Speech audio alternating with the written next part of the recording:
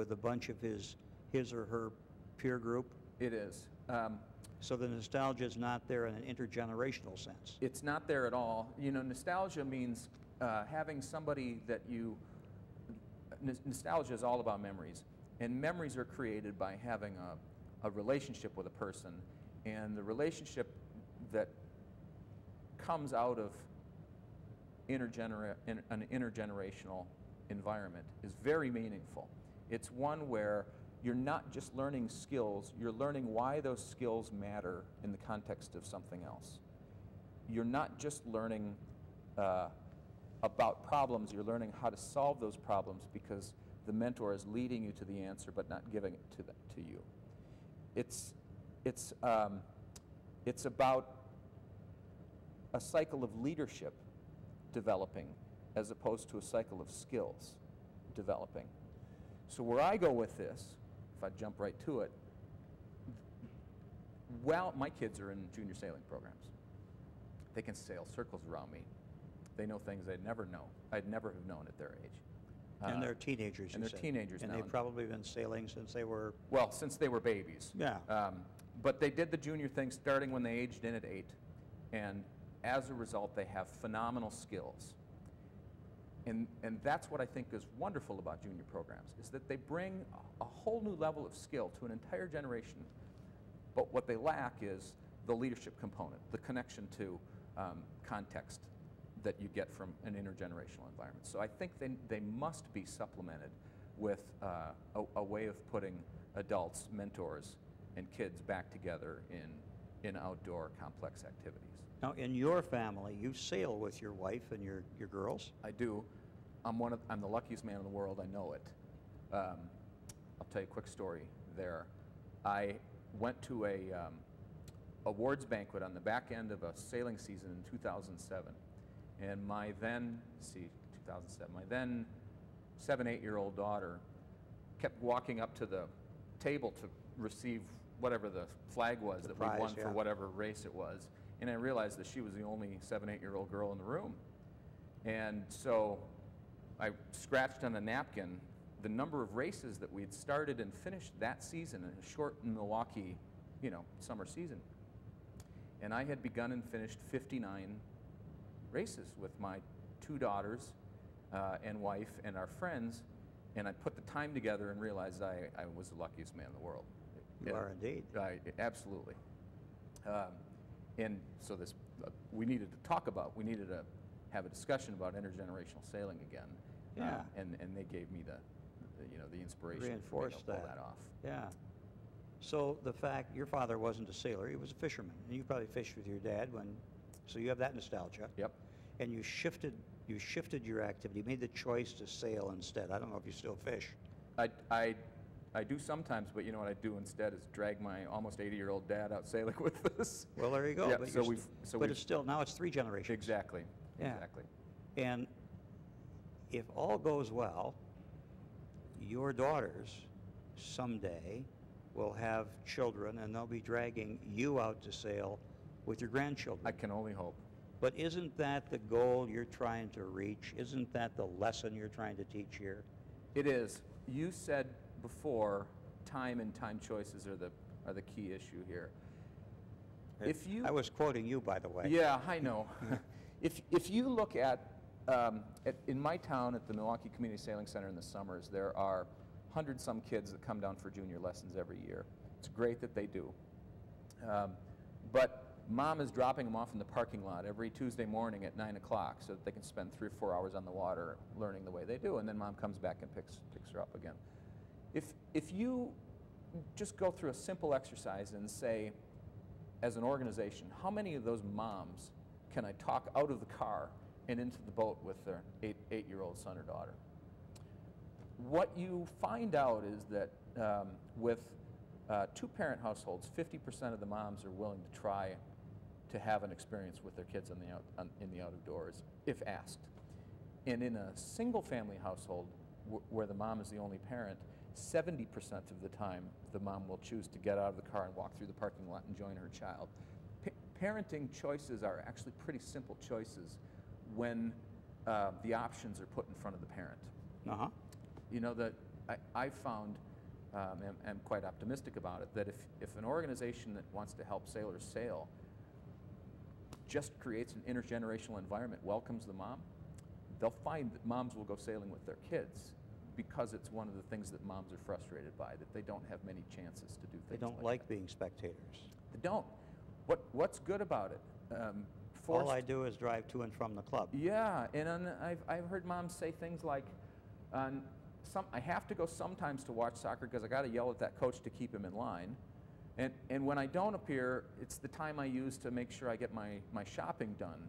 And so I've gotten to a place, and my wife is really the spark behind all of this. I've gotten to a place where I really believe on a sailboat the mom is the most important person. And it's not just because she controls the family calendar and she makes it possible for the 7 and the 9-year-old to appear. It's also that in modern America, the mom has as much responsibility for the finances of the house and the holding together of the household as the dad does. She deserves as much of a chance to play a mentoring role in her kid's life as anybody else. Sure. So when she shows up on a sailboat, she's made a great choice. And it is a choice. A couple observations. We've talked about a number of the spectator activities our children or grandchildren, in my case, take part in. It could be t-ball, or it could be soccer, or it could be the swim meet. Sailing is a little unique in that it can be converted from a spectator sport to an intergenerational participatory sport. Yeah.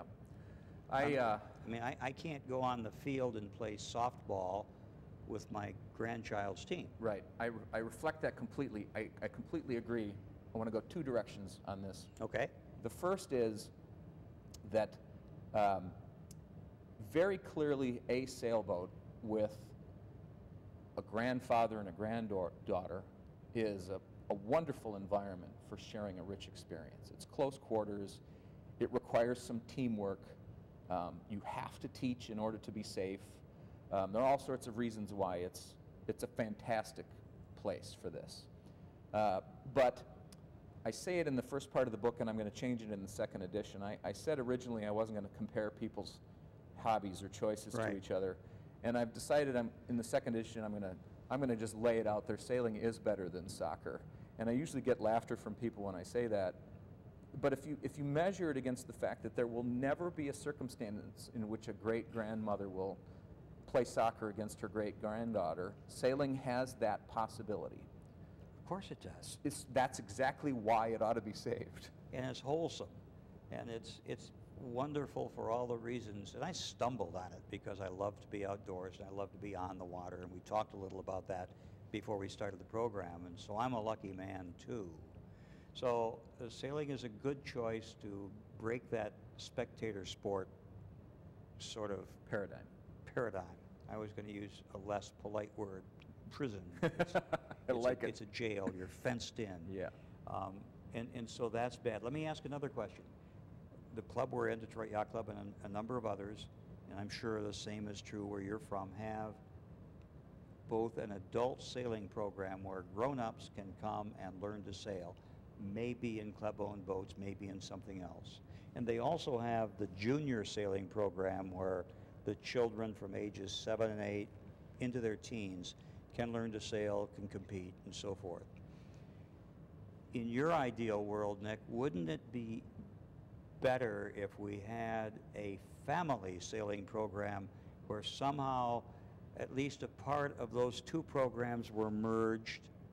Wouldn't that be better? Yeah, it would be. I'll tell you what we're doing at the Sailing Center in Milwaukee. You're doing this? Yeah, in the wake of the book, we've tried some things, and I'm cautiously optimistic about them. It's harder than it seems. But this year we introduced a family learn to sail program. And here's how it works. It's a different kind of thing than most sailing programs that you've witnessed in the past. Say a mom and two sons, or a mom and a dad and a daughter and a son arrive on a Sunday afternoon at 1 o'clock. What will be waiting for them at the Sailing Center is a pre-rigged, sail up and ready to go ensign at the dock, and a counselor who might be a young adult with some sailing experiences but also some leadership skills. And that counselor will do two things. They'll pull the dad aside and say, "Hey Dad, you remember to bring the camera?" Because your 7-year-old daughter's going to be driving as soon as we leave the dock, and we need to take pictures, and we need to get them on Facebook right away. That's the key. I know you know how to sail, but your job is taking pictures. And then that counselor will walk to the mom and say, you know, we've all got our life jackets on, and the boom's been raised, so it's not going to hit anybody's head. You're not going to believe what your 7-year-old daughter is going to do today. She's going to drive off the dock. And then they'll leave the dock with the 7-year-old daughter driving. By the end of the 3 hours, they will have visited maybe the Milwaukee Bay Lighthouse that they never could have seen from the outside unless they got there via sailboat. They'll take a picture, and they'll go home and put it in the album that they start to develop in the 4 weeks that they go through this family sailing program. Building memories. Building memories, that's exactly right.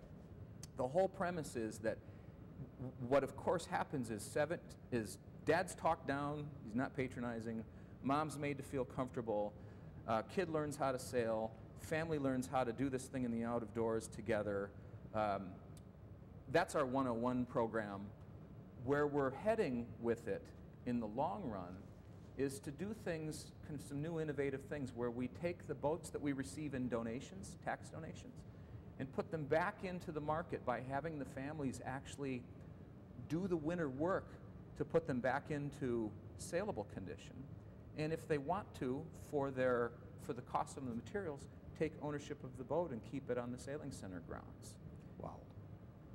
So Perfect. I think these intergenerational programs are actually pretty simple to conceive of. Organizations just need to spend the time and planning to get it done. So your answer to Save Sailing is, let's go sailing, but let's do it as groups, particularly the family unit. Let's break down all of the generational and gender barriers. Is that a very clear, very short summary? It's a short summary. I'd also break the paradigm of age in, age out. Who said you have to be 8 years old to start sailing? Who says you have to quit when you're 18? Exactly. You said in your book, I'm probably not quite right here, but you said that the average sailor's a white male between 45 and 65. Yeah, Is average that about boat right? owner is 53 years old. That's right. Yep. Got to break that. We sure do. Got to break that. I'm still sailing, and I'm a couple days past 53. Congratulations. And you're not there yet. I'm almost there, though. Yeah. The book is Saving Sailing. The author is Nick Hayes.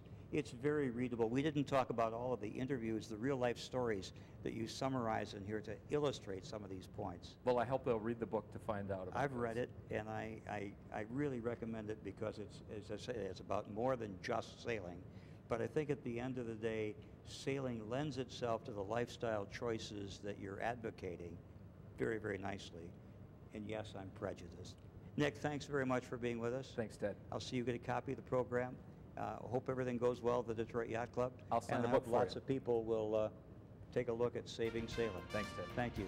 Thank you. We'll look for you next time on Great Lakes Law.